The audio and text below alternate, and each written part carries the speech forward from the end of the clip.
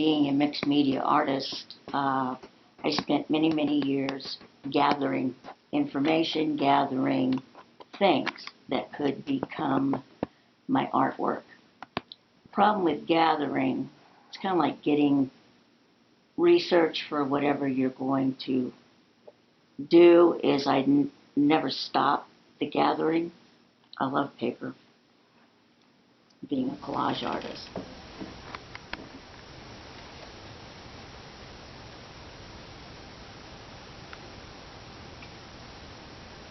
My artwork began with a collection of beads. I kind of heard this in my head, fairy godmother's arsenal for Cinderella's everywhere. So beads began as a way of concentrating on something. I found that artwork, beads first, and then mixed media, collage, and now my sketchbooks are really a lifeline. As a chronic pain patient, it gives me something else to concentrate on, because if all you're going to do is take pain medication, it's not going to help your life enrich it in a way that art can. Sketchbooks are definitely a lifeline. It's amazing what you find to sketch. I went on a trip with my sister and my mother probably 10 years ago now, and hanging out with artists, stopping and sketching, that's just what you do, and artists understand that. My sister and my mother didn't understand it at all. My mother smoked till the day she passed, and anyway, I had two cigarettes worth of time to get a sketch down or something, and that's when I just plucked out of the air that I can get the outline of it in a shadow. I call them shadow studies. So this is the shadow.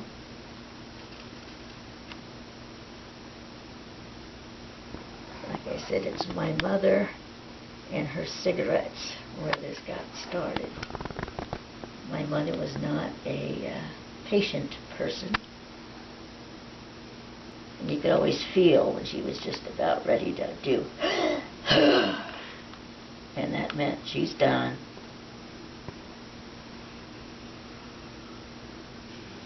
So, dealing with a leaf, you're doing the outside of it. The first I did was basically just putting a piece of paper on the ground. We were at a rest stop, and all of the light that was filtering through the leaves, I was just sketching around that. So, such began my shadow studies, which have kind of taken on a life of their own, which is great. You get the outline of the basic thing, but then it takes on a life of its own when you begin adding color. So it's kind of exciting to see where they lead. And it's everyday things, it's shapes and lines that really attract me. And to just get them down quickly, stains on the concrete and asphalt.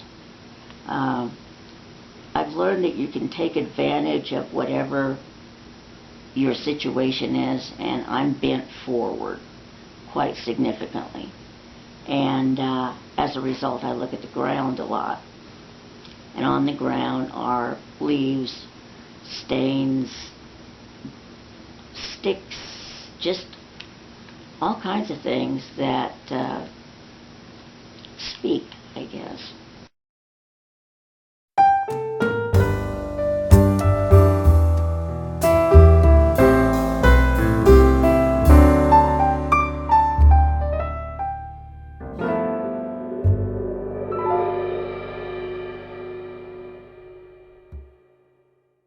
been doing lots and lots of notes, but doing the shadow studies was interesting. That there are shadow times of our lives, and when I was kind of homebound for weeks and months at a time, it was kind of a shadow life.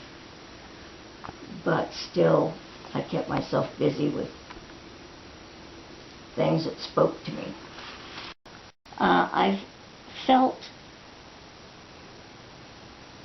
sometimes you know that it's time to do something else. And I have been pulled to get my artwork out to a wider audience. I really like a square format. I saw some place where it talks about different shapes, and the ones that really resonate with you mean different things. And with squares, it's just kind of security and home and stability.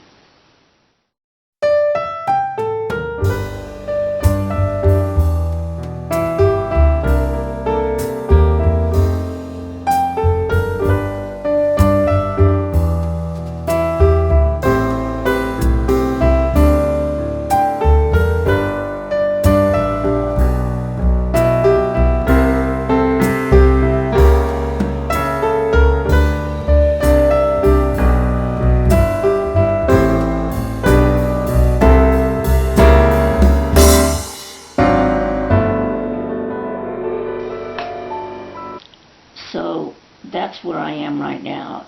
The surgery that's coming up hopefully will be my last for a while, and can get me a little bit more mobility than I have now. And then hit the ground. Well, running, I'm now on a little scooter, and I can get around quite a bit there. And one thing I've learned with my scooter, sometimes I can really get it going pretty fast. You can feel a little bit of wind in your hair. Nobody said you have to suffer 24/7. It's okay to have fun. I put it in the chair here. I don't know where it ended up. It's a coconut.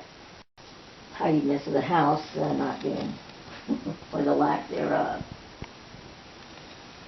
And Eileen Van Gossen, she had one, it was really great. It's just this scribbly thing saying don't drink and draw. The pain is around everyone, but how you choose to deal with it is your own way of going. The great thing about these sketchbooks is when I'm coloring with the beads, when I'm stringing beads, I go to a place that I don't hurt.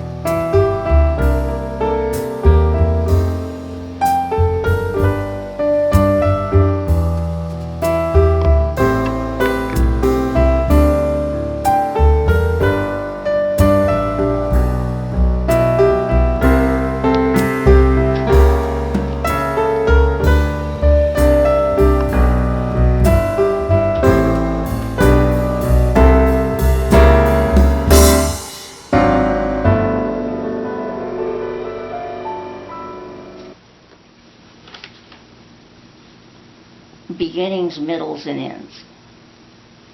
So the beginning of mine was just that images were speaking to me. I like to use the word speaking, because they kind of do. Then I started putting them down and started coloring them, and then color began to speak. And so sketchbooks happened, and now I have quite a few sketchbooks, dozens. And I realized while I was doing these sketchbooks that the last 10 years have been probably some of the most challenging of my whole life. And through that, I realized that there are some truths that can be gleaned from the challenges that we play. Number one, life, pain is part of life. When we're born, that's part of the pain. Pain can be good and pain can be not so good. But one can use it in a number of different ways. I've also found that gifts come in strange packages, and a bent back and very weak bones that I have has given me skills I wouldn't have otherwise. You know, being able to look down, being able to see things, just the juxtaposition of a twig and a leaf just really speak to me. And the shadow studies have their own life as well. You can get them down quickly, so the non-artists around you can get back in the car and skedaddle. The great thing about these sketchbooks is when I'm coloring, I go to a place that I don't hurt. And it's nice to be there. Plus, just the colors begin to resonate together, and sometimes you'll just put a color or a line and it's got just that right angle to it and curve, and you know, that just is so exciting. And as I was going through my sketchbooks, I realized there's another part to this. I'm not sure what it is, but I knew I was kind of getting ready to take the next step. And the next step is to share with other people.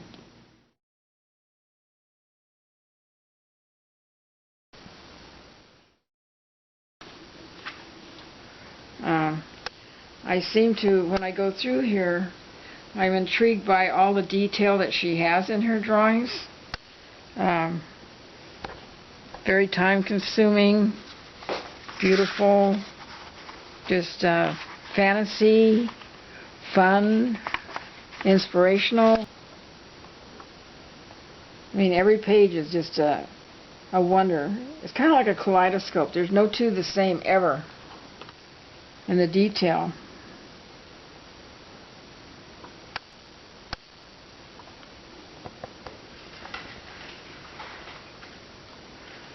I'm just flipping through and they're just wonderful.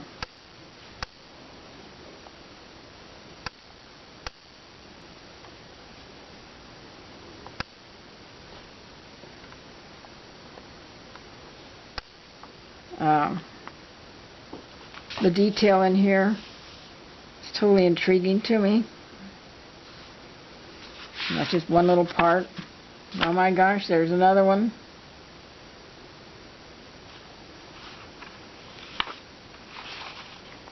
I think if angels are singing, I think Judith Cochran's paintings are like angels singing.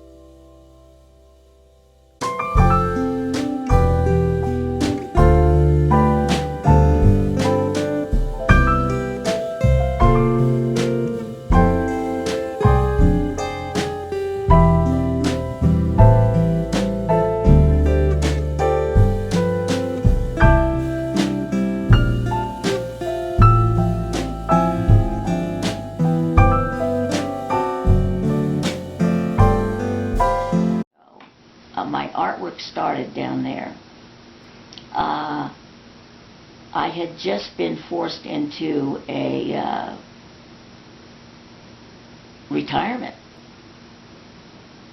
I don't know what it was. I rented this little funky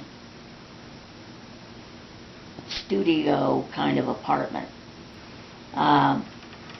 But anyway, just staring out, I could see the ocean. And something about the light, something about the color, I started dreaming in pictures. And so I'd write them down, sketch them out. And then I felt the need to color them. And I was amazed at the color that came out, because any little bit of artwork I'd done before that was basically black and white. My life was pretty black and white.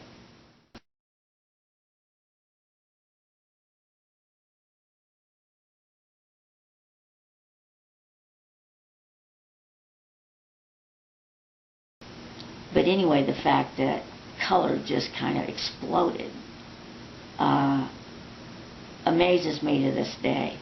It's really neat to see how different colors sing and become electric. And if you just let the shapes express themselves and then come back to it, then they take on a life of their own and colors of their own.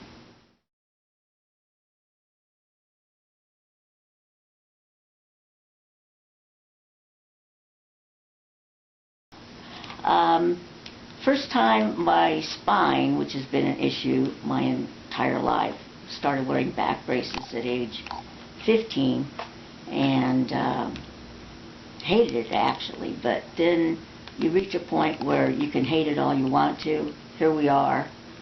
This is the reality, so what do you do with it? So even though I didn't think I'm going to draw pictures of my spine, my physical situation being bent forward, looking at the ground a lot. I get along now. My bones are weak, so they fracture often, and I have a little scooter that I get around.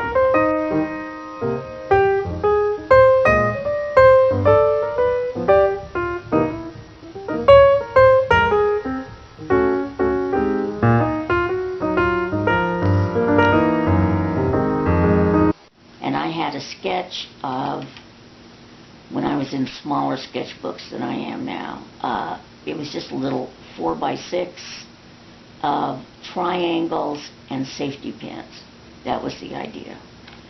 And I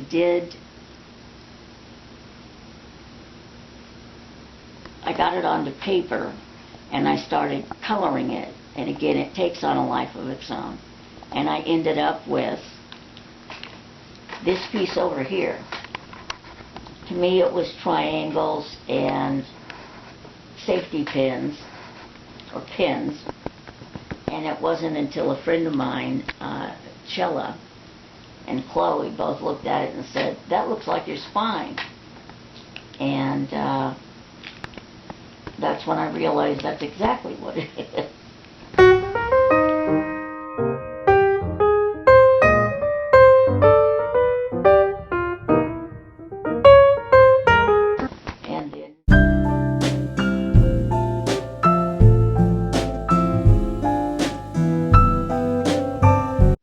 I saw in her the woman I wanted to be, someone who's comfortable in her own skin, who's a little chunky around the edges, so to speak. It's mostly men ask me if it's me, and I thought, man, it'd be great if it was me, but shorter, a little dumpier, and bent a little bit more. But she's basically who I wanted to be, and it took every penny I had in the world at that time, but I couldn't not get her. So she's been with me everywhere and still speaks to me today.